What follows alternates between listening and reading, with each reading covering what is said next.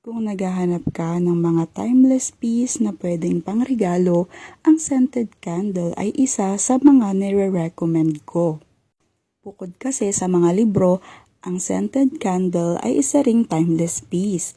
Ibig sabihin, hindi kailangang magmadali ng pagreregaluhan mo na makonsume itong kandilang kagaya nito.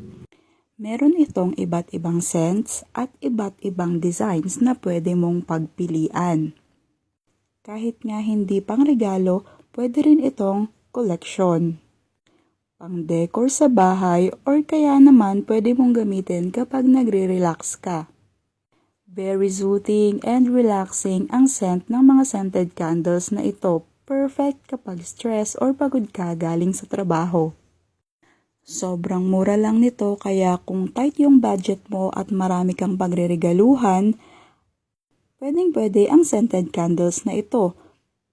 At para makapili ka ng mga disenyong gusto mo, iiwanan ko yung link sa yellow basket.